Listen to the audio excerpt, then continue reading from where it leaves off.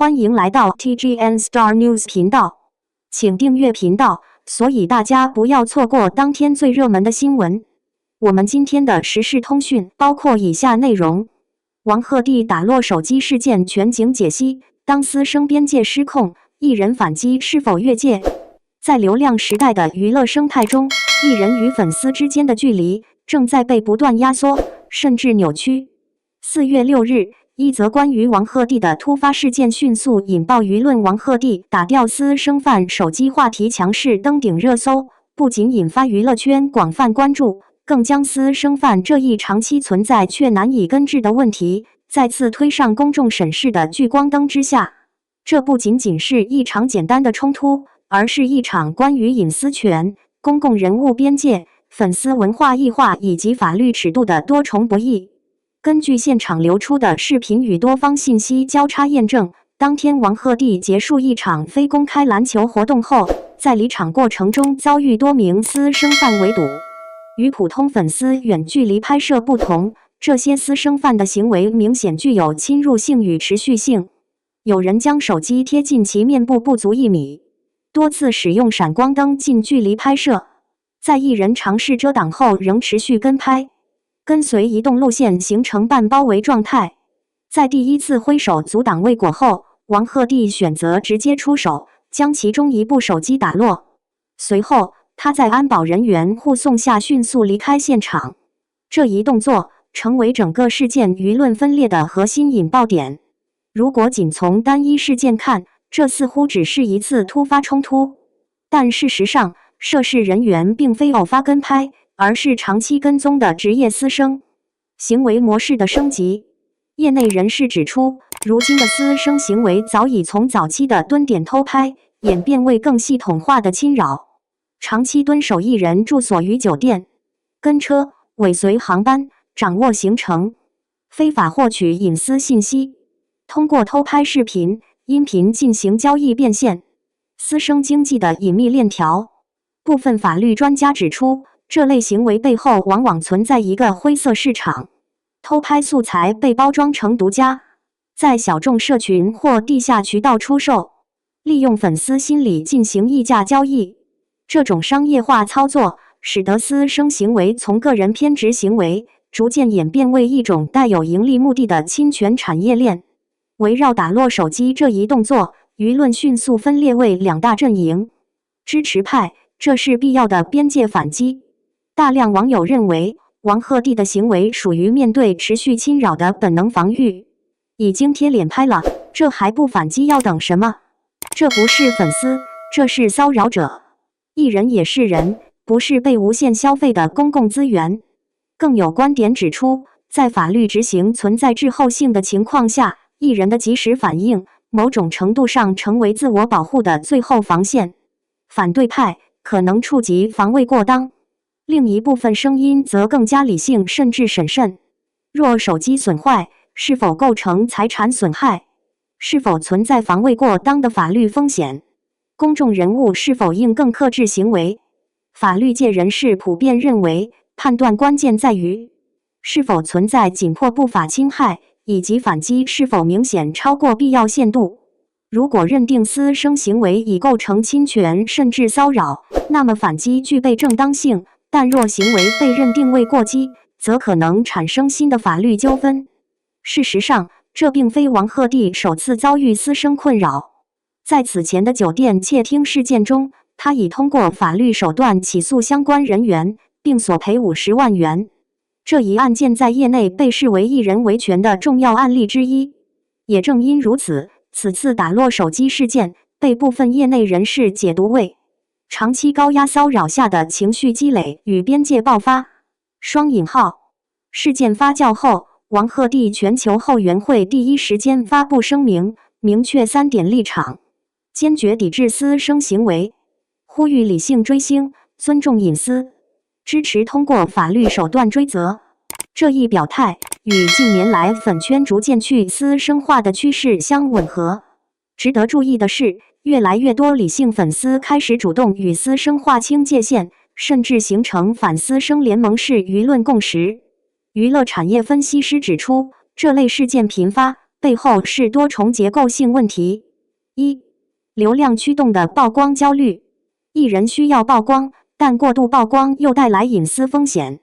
二、法律执行的滞后性，虽然已有隐私权保护，但取证难，执行慢，使侵权成本偏低。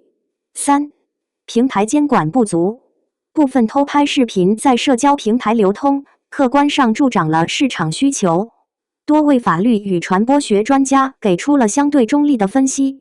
法律专家应完善对持续跟踪骚扰的法律认定，提高违法成本。传播学者，私生文化本质是情感投射失控，需从粉丝文化治理入手。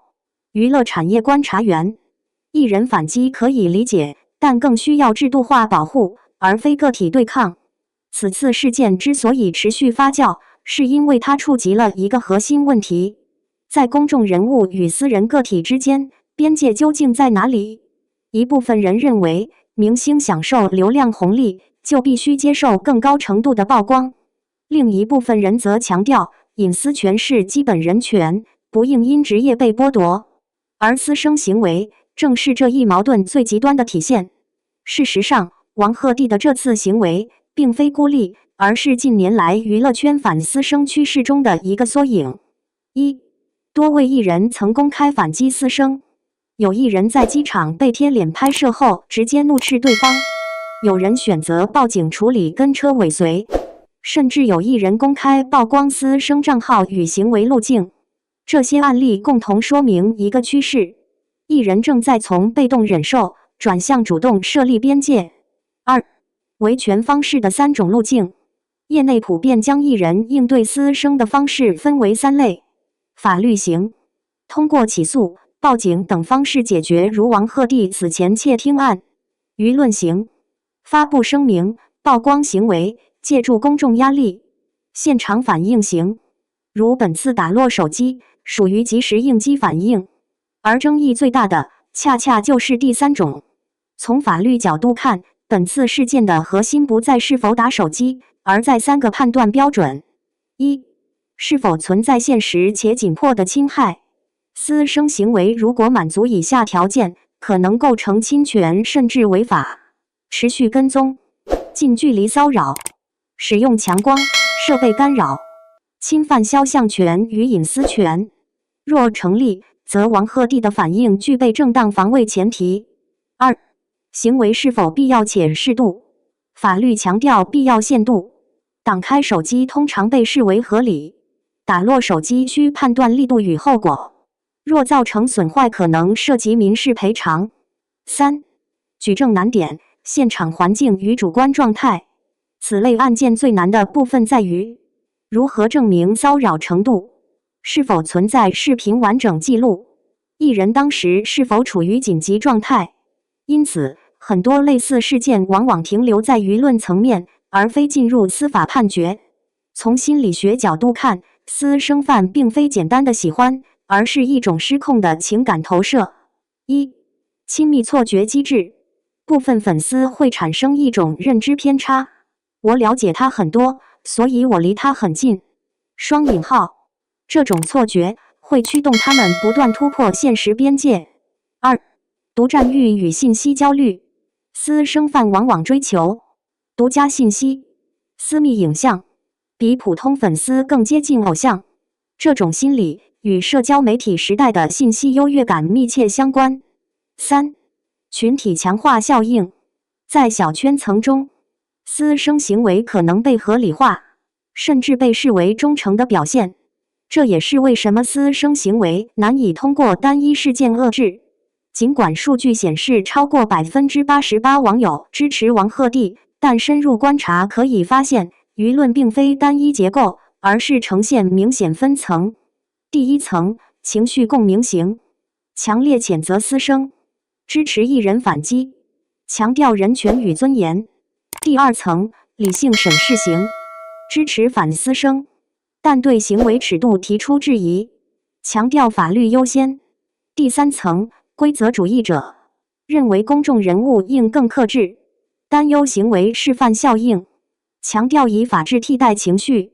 这种分层反映出社会对于边界的认知尚未完全统一。在讨论艺人与私生时，往往忽略一个关键角色——平台。一、内容传播的助推。偷拍视频快速传播，路透文化被不断放大，点击量直接转化为收益。二、监管难点。如何界定正常拍摄与骚扰偷拍？是否应限制传播私生内容？平台责任边界在哪里？业内人士指出，如果没有传播渠道，私生行为的收益将大幅降低。王鹤棣事件之所以重要，在于它可能成为一个标志性节点，可能带来的变化，更多艺人公开反私生，粉圈进一步去私生化，法律对跟踪骚扰界定更明确，平台加强相关内容管控，但也存在风险，模仿行为增加，冲突升级，舆论对立加剧。对比海外娱乐产业，可以发现一些不同路径。韩国娱乐圈明确将私生列为违法行为，公司统一处理，粉圈强烈抵制。欧美娱乐圈更强调隐私权，安保体系完善，法律执行更直接。相较之下，华语娱乐圈仍处于规则逐步建立，但执行尚未完全成熟的阶段。当王鹤棣伸手打落手机的那一刻，其实包含了多重意义：对长期骚扰的情绪释放，对边界失控的直接回应，对私生行为的公开拒绝。这不仅是一个动作，更像是一种信号，界限已经被触碰，不能再退。双引号结语：娱乐时代的距离重建。这场风波的本质不是明星与粉丝的冲突，而是一个时代在重新定义距离。在社交媒体与流量经济的推动下，距离被压缩，隐私被模糊，边界被挑战。而当失衡积累到一定程度，冲突就不可避免。王鹤棣的这次事件或许不会成为终点，但它极有可能成为一个转折点，让更多人意识到私生的危害，让行业重新审视规则，让公众重新思考喜欢的边界。最终，一个健康的娱乐生态必须建立在3点之上：尊重、规则与距离。否则，今天被打落的是一部手机，明天被撕裂的可能就是整个行业的信任基础。感谢您观看视频，请订阅我们的频道以支持我们。